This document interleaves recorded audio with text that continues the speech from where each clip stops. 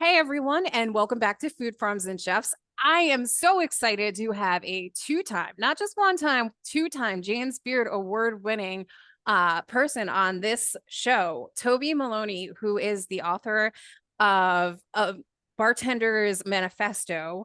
And you have so many things actually. When I unfolded through research, like there was more and more that I found, but you're currently the in residency at Hop and Sing in Philadelphia. So welcome to the show, Toby.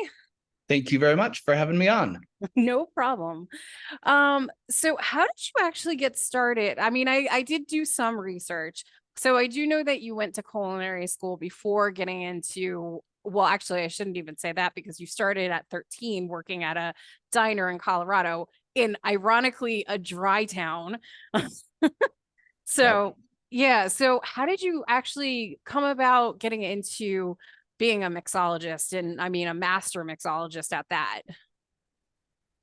Well, being a cook definitely helps. And then I started bartending in 1991 in Chicago at a Southwestern restaurant called Blue Mesa. And then I moved to New York, and I was lucky enough to happen into the resurgence of the cocktail scene at a place called Milk and Honey, and then Flatiron and Freeman and Pegu Club. So it was a good time to be alive if you were going to be a bartender. Yes. And I mean, cocktails have definitely come into their own. I mean, they've always been around, obviously, but they're becoming more and more popular as, the foodie scene develops within Philadelphia and just around the globe. And people are looking for those cocktails that have more of a wow factor. So the fact that, you're able to integrate all of your vast knowledge and everything that you've learned along the years through being a master mixologist, and also you've traveled the globe, sometimes with your girlfriend Jessica Palmer, which you see photos of. um you guys have such like an adventurous background.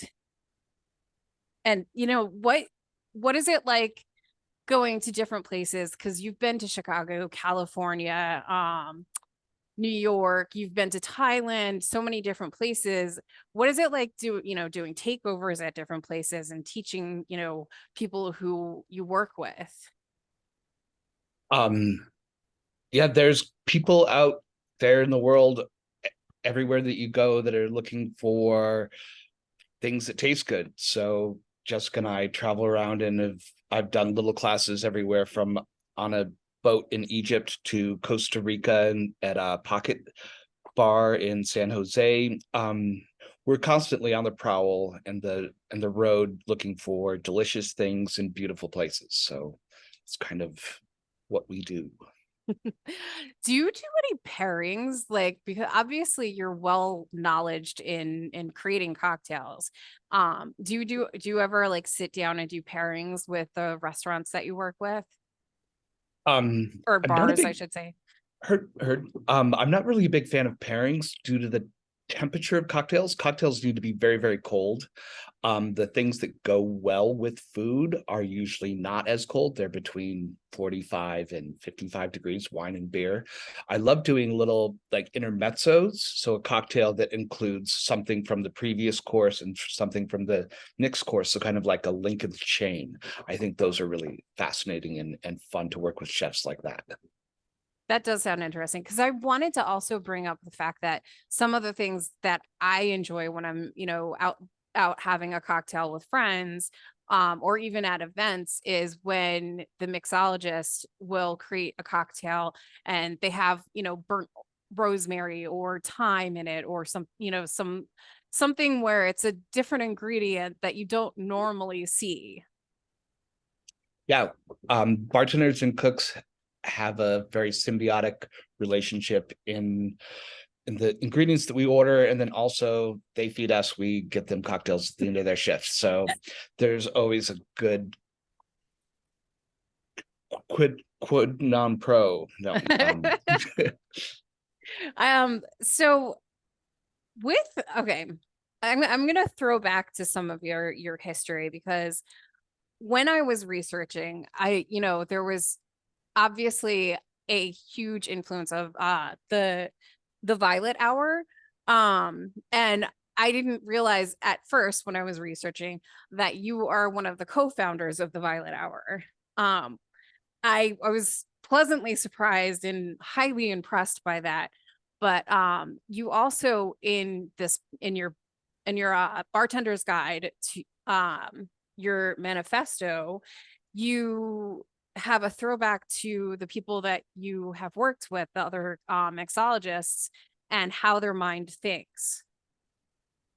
Exactly. That's what I wanted to show in the manifesto, is have every bartender who had worked at the Violet Hour and who had a drink on the menu there, put in their 2 cents about how cocktails work. And so each recipe has a very detailed methodology that they talked to me about why they wanted this drink, what they wanted the drink to be, and how to get it there. So of the drinks that are contained in this groupings of recipes and the history and their methodology, when you were bringing the collection together, was there any kind of like idealism? Like, were you thinking, this is kind of either like the sweets, the sours, like utilizing different ingredients? Because unfortunately, I do not have the book in front of me, so I don't know how you broke down the book. We broke down the book into the tenets of how we look at cocktails. So balance, texture, temperature, aroma being the tenets you use to analyze and construct cocktails. And then you have narrative arc and intention and comfort and curiosity. And those are the ways that you look at creating cocktails. So it's really a book in 2 parts: how to make drinks and how to create drinks.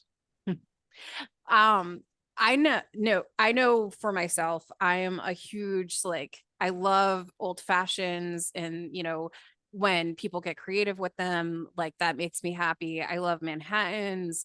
Gin and tonics are also one of my favorites. One of the drinks that I've tried numerous times that I can't seem to find a palate for is like the drinks that have the egg in it. So what would be something, I mean, this is kind of just like for throwing you in the spotlight, but what would be, something where you would say to somebody like myself who loves cocktails, and very classic cocktails, an egg-based cocktail that you make that you think would be piquant on my palate? The Clover Club, which funnily enough is a Philadelphia cocktail where I am currently residing.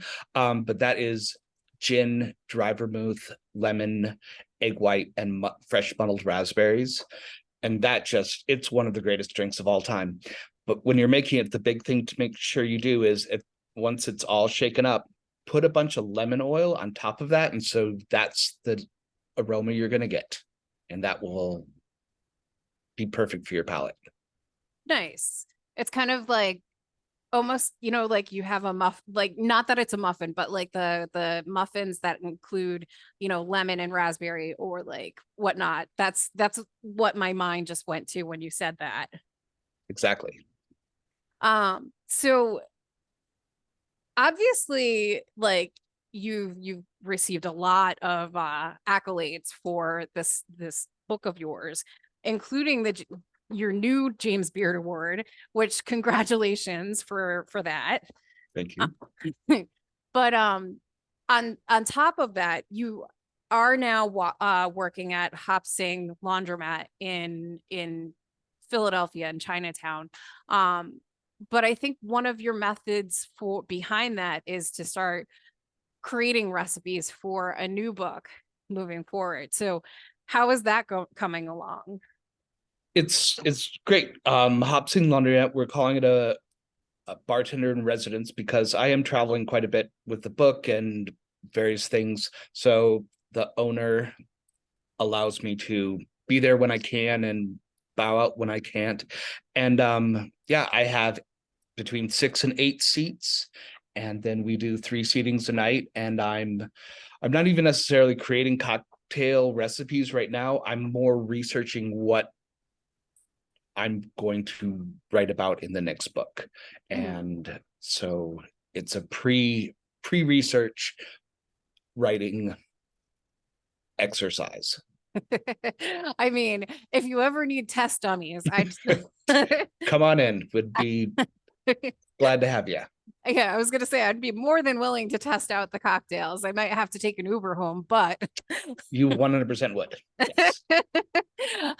and oh, and one of the other, I'm sorry, I another cocktail that I really like, and I'm sorry for like, not because usually I have a much more flow kind of interview, but I'm not doing that today.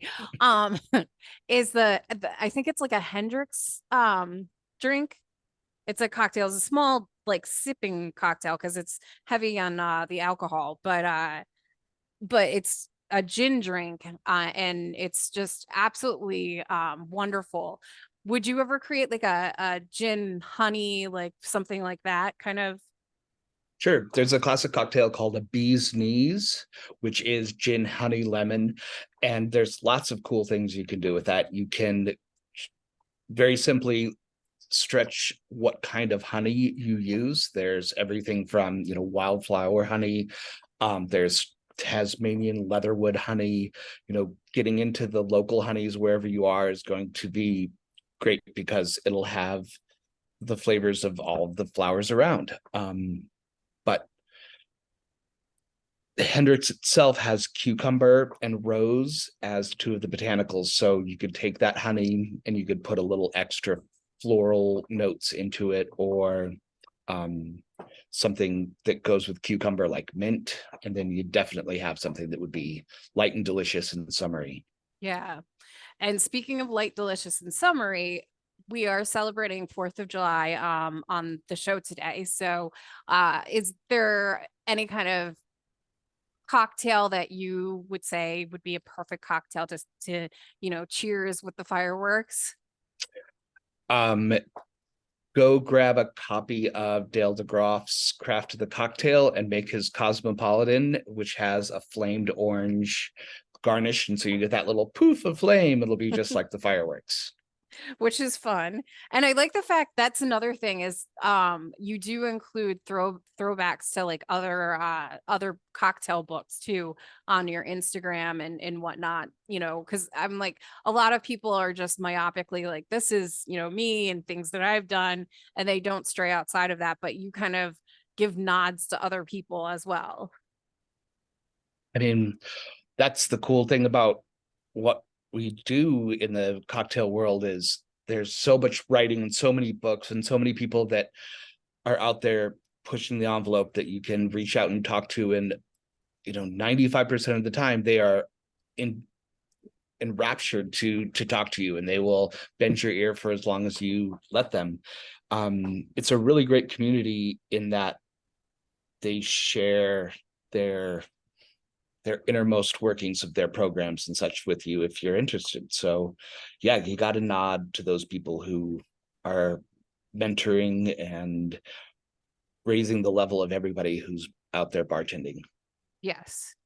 And speaking of raising the level of everybody who's out there bartending, do you have any takeovers or any classes that you're offering? Because I think you periodically teach classes as well. I do.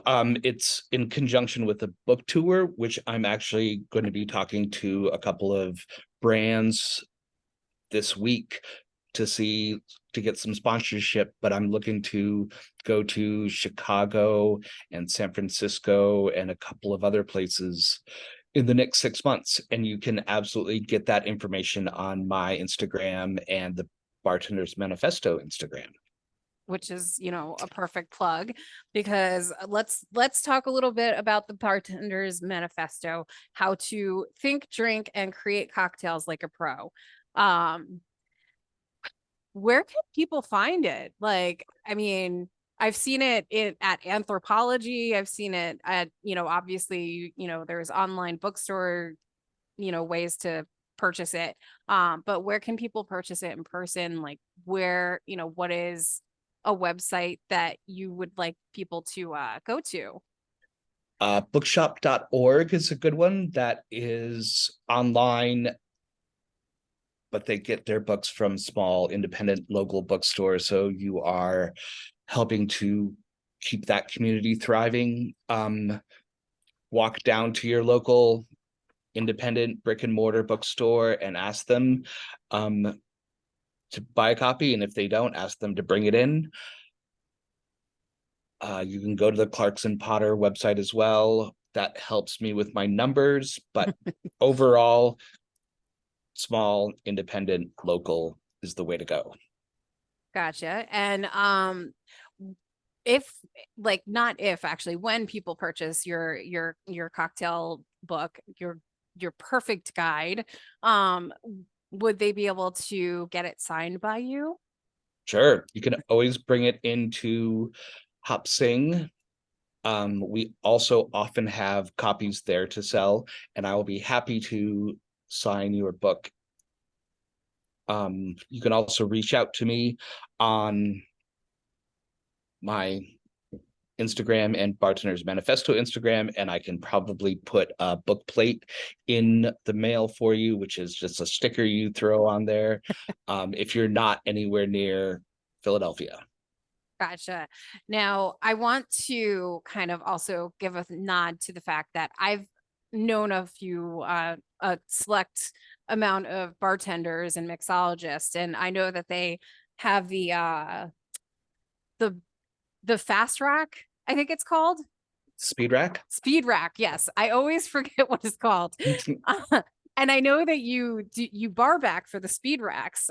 What is it like, as being like seeing that whole process? It's been great. Lynette and Ivy coming up with Speed Rack, was it 12, 13 years ago now? The event itself has grown. It has raised a ton of money for breast cancer research. The people who are in it, they're really coming loaded for bear these days. Everybody brings their cooler with their garnishes, and like they have practice sessions beforehand. There's going to be the finals this year is going to be just before Tales of the Cocktail down in New Orleans. And two amazing bartenders from Chicago are actually going to be there as well. Britt and Amy from Mother's Ruin Chicago will be there to rep the Windy City. Perfect. Now, for anybody who is looking to find out more information, about you, where can they find you online? So Instagram, Toby Cocktail, and Instagram, the Bartenders Manifesto. I look at both of those. Thank you so much, Toby, for joining us on Food Farms and Chefs. And I hope to see you at Hop Sing Laundromat because, just the accolades. I'm looking forward to having a cocktail made by you. Well, thank you very much. It would be a pleasure to have you. Come on down. All right. And we will be right back after this short break.